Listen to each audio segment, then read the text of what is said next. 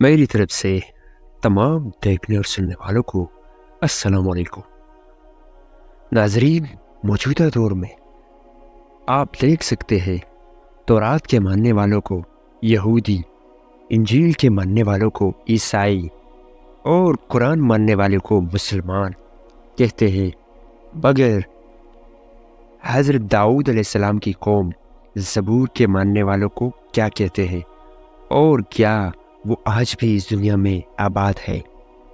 اس کے متعلق ہم تفصیلاً بات کریں گے۔ اگر تو آپ چینل پر نئے ہیں تو چینل کو سبسکرائب کریں اور بیل آئیکن پر ضرور کلک کریں۔ اللہ تعالیٰ نے وقتاً فوقتاً نبی بھیجے اور ان پر اپنی اپنی کتاب نازل کی، جیسے کہ تورات حضرت موسیٰ علیہ السلام پر نازل کی، انجیل حضرت عیسیٰ علیہ السلام، زبور حضرت داؤد علیہ السلام اور قرآن مجید حضرت محمد صلی اللہ علیہ وآلہ وسلم پر نازل کی۔ اسلام میں زبور کے متعلق آپ کو کوئی بھی ایسی تعلیمات اور علم نہیں ملے گا، مگر ایسا کیوں ہے؟ زبور اس مقدس کتاب کو دنیا میں آج کیوں اتنا پیچھے پڑا ہے اور لوگ اس کا تذکرہ زیادہ نہیں کرتے جتنا کہ تورات، انجیل اور قرآن مجید کے؟ کیا آج بھی دنیا میں اسی حالت میں موجود ہے؟ اور اگر موجود ہے تو اس میں ایسی کیا باتیں لکھی ہے؟ آج اسی سے متعلق آپ سب کو تفصیل سے آگاہی دیں گے۔ زبور حضرت داؤد علیہ السلام پر نازل ہوئی تھی۔ زبور کی کتاب کو سمجھنے سے پہلے اس کی نزول کا وقت اور اس کی ضرورت کو جاننا بہت ضروری ہے۔ فرعون مصر کی 400 سال کی غلامی کے بعد میں رہتے ہوئے بنی اسرائیل قوم کو آزادی دلوانے کے لیے اللہ تعالیٰ نے حضرت موسیٰ علیہ السلام کو پیغمبر بھیجا، جن پر اللہ تعالیٰ نے تورات کتاب نازل کی۔ حضرت موسیٰ علیہ السلام نے بنی اسرائیل قوم کو ساتھ لے کر مصر سے نکالنے کے لیے ان کو فلسطین لے گئے، جن کا ذکر قرآن مجید میں تفصیلاً موجود ہے۔ حضرت موسیٰ علیہ السلام نے جب سرائے سینا ان کو پار کروایا اور پار کروانے لگے تو کوئی دور پر اللہ تعالیٰ نے ان پر تورات کتاب نازل کی۔ سرائے سینا میں بنی اسرائیل کو جو 10 لاکھ کے قریب تھے، ان کو من سلوہ کھانے کو ملا، اور آسمان کی بادلیں ان کو بچانے کے لیے اور ان پر سایہ رکھنے کے لیے ڈلے ہوئے تھے، اور پہاڑوں سے پانی کے چشمے جاری ہوئے۔ حضرت موسیٰ علیہ السلام کا زمانہ 1500 قبل مسیح یعنی 3500 سال ہو گئے ہیں، یا تو حضرت عیسیٰ علیہ السلام کی پیدائش سے پہلے کا بتایا جاتا ہے۔ اس وقت فلسطین کے اندر مشرکین کی حکومت تھی، جہاں فلسطین میں سمیل علیہ السلام کی حکومت تھی، جو کہ اللہ کے نبی اور پہلی اسرائیلی بادشاہ تھے۔ انہوں نے کافی عرصے سے اس بنی اسرائیلیوں پر حکومت کی، اور جب وہ بوڑھے ہو گئے تو اللہ کی حکم سے انہوں نے طالوت کو ان کا بادشاہ مقرر کیا۔ اس واقعہ کا ذکر قرآن مجید میں پارہ نمبر 2 میں آیت نمبر 45 اور 252 نمبر آیت کے درمیان ملتا ہے۔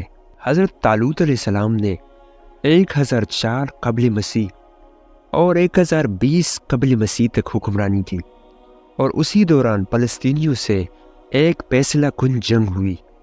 بنی اسرائیل مالی اور عسکری طور پر اس وقت بہت کمزور تھی، اور اپنی طاقت کی نشے میں فلسطینی کی فوج نے یہ اعلان کیا، ہماری سپاہیوں میں سے اگر آپ میں سے کوئی جالوت کو کوئی ہرا دے گا، اگر کوئی اسے ہرا دے گا یا اسے قتل کر دے گا تو بنا جنگ کیے یہ سارا فلسطین تمہارا۔ طالوت علیہ السلام نے یہ اعلان کیا کہ جو بھی شخص اس کا مقابلہ کرے گا تو میں اپنی بیٹی کی شادی ان سے کرواؤں گا، اور وہ بنی اسرائیل کا اگلا بادشاہ ہوگا۔ اسی دوران حضرت داؤد علیہ السلام، جو اس زمانے میں بکریاں چرایا کرتے تھے، اسی دوران سامنے آ جاتے ہیں اور ایک ہی وار سے جالوت کو جہنم واصل کر دیتا ہے، اور وعدے کے مطابق فلسطین بنی اسرائیل کے حوالے ہو جاتا ہے۔ اسی فوج سے تابوت سکینہ بھی واپس لے لیا گیا۔ اس تابوت سکینہ میں حضرت موسیٰ علیہ السلام اور حضرت ہارون علیہ السلام کی تبرکات موجود تھے۔ حضرت طالوت علیہ السلام کی وفات کے بعد حضرت داؤد علیہ السلام بنی اسرائیل کے بادشاہ بنے اور پھر بیت المقدس کے اندر اپنا دارالحکومت قائم کیا جس کا نام ہے ہبرون۔ اب تک بنی اسرائیل کی مذہب اور شریعت جو تھی وہ تورات ہی تھا۔ حضرت داؤد علیہ السلام نے بنی اسرائیل قوم کے لیے عبادت گاہ کی تعمیرات شروع کی۔ اس سے پہلے بنی اسرائیل قوم میں عبادت کا تصور بالکل بھی موجود نہیں تھا۔ یہاں پر تابوت سکینہ کو بھی لا کر رکھا گیا، اور یہ نام اس لیے رکھا گیا کیونکہ یہ حضرت داؤد علیہ السلام کی موجودگی میں تعمیر نہیں ہوا، بلکہ آپ کے بیٹے اور اگلے پیغمبر حضرت سلیمان علیہ السلام نے اسے تعمیر کیا۔ ان کی نام کے مطابق اسے ہیکل سلیمانی بھی کہتے ہیں، چونکہ اب تو بنی اسرائیل قوم کے پاس کتاب بھی تھی اور عبادت کے لیے جگہ بھی، لہٰذا حضرت داؤد علیہ السلام پر ان کی زندگی میں زبور نازل ہوئی۔ زبور کا لفظی مطلب ہے ٹکڑا۔ اب یہاں پر ضروری اور سمجھنے والی بات یہ ہے، زبور ایک شرعی کتاب نہیں ہے، بلکہ اس میں اللہ تعالیٰ کا حمد و ثنا موجود ہے، کیونکہ اللہ تعالیٰ نے حضرت داؤد علیہ السلام کو لوہے کی نرم کرنے کی صلاحیت اور ان کو اتنی خوبصورت آواز دی تھی، اور ان کے ساتھ ساتھ اللہ تعالیٰ کی حمد و ثنا اتنی خوبصورت انداز میں بیان کرتے تھے جو کہ آج تک کسی کو نہیں دی۔ زبور کتاب میں اللہ تعالیٰ کی حمد و ثنا اور پوری صفات موجود ہے۔ زبور کتاب میں اللہ تعالیٰ کی تعریف کے علاوہ اور کوئی ایسی شرعی احکامات اور اس میں پیشن گوئیاں اور تاریخ موجود نہیں ہے، یعنی اس کتاب پر ایک نیا مذہب اور کوئی نئی شریعت قائم نہیں ہو سکتی۔ اس کتاب کی نازل ہونے کے بعد بنی اسرائیل قوم کو باقاعدگی سے حمد و ثنا اور اللہ تعالیٰ کی تعریف اور بڑائی کو سکھایا گیا۔ حضرت داؤد علیہ السلام جب زبور کی تلاوت فرماتے تو پہاڑ، آسمان، زمین اور پانی ان کے ساتھ جھومنے لگتی۔ اس کلام اور آپ کی آواز میں ایسی عجیب اثر تھی کہ اس دنیا میں انسانوں کو جنت کی آواز محسوس ہوتی تھی۔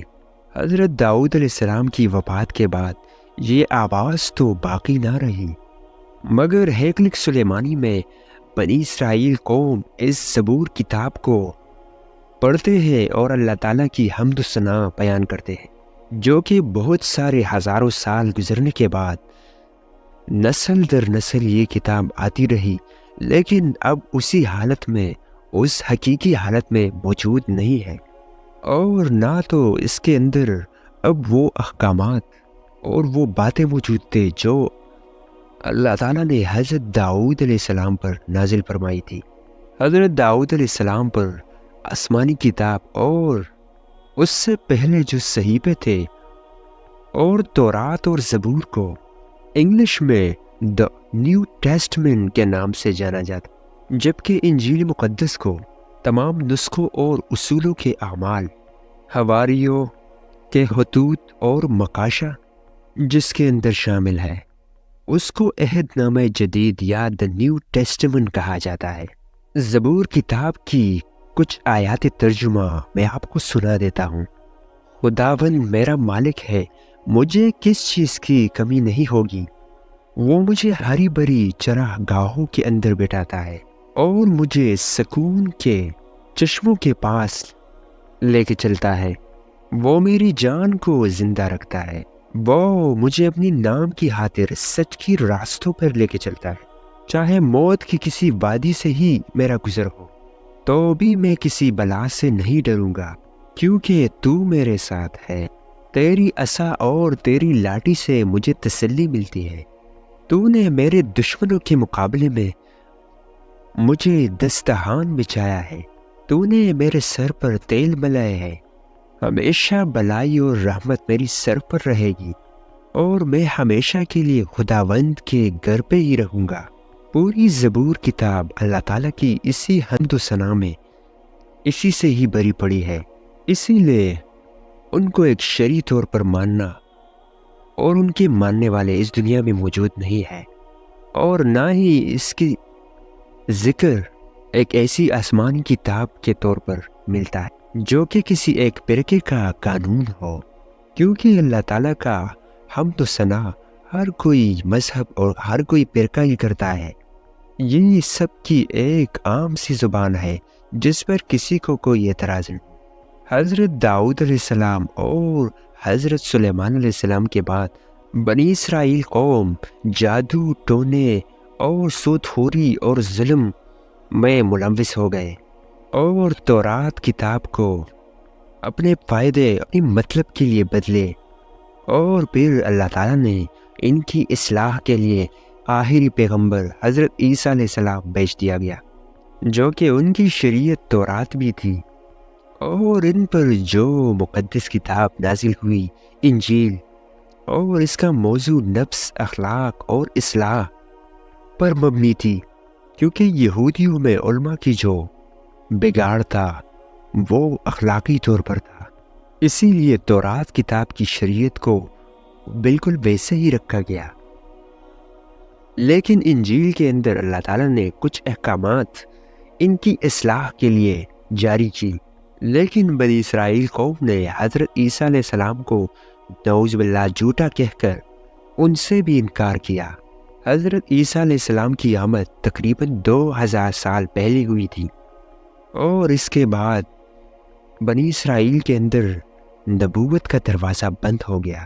پھر وہاں سے حضرت ابراہیم علیہ السلام کے بیٹے حضرت اسماعیل علیہ السلام کے اندر منتقل ہو گئی، اور اسی وجہ سے بنی اسرائیل قوم جو ہے وہ سب کے بہت شدید دشمن ہے، کیونکہ اللہ کے رسول بنو اسماعیل، کیونکہ ان میں سے پیغمبروں کا سلسلہ بند ہو گیا، اور حضرت یعقوب علیہ السلام بنو قیادت ختم ہو گئی جو کہ بنو اسماعیل میں تبدیل ہو گئی، اور امت مسلمہ کا جو ٹائٹل ہے، اور آج تک ان کو اللہ کے فیصلے پر بھی اعتراض ہے۔ اللہ تعالیٰ ہمیں سمجھنے کی اور عمل کرنے کی توفیق عطا فرمائے، آمین۔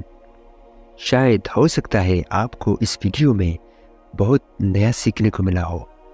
نئی ویڈیو کے لیے تب تک کے لیے مجھے اجازت دیجیے، خدا حافظ۔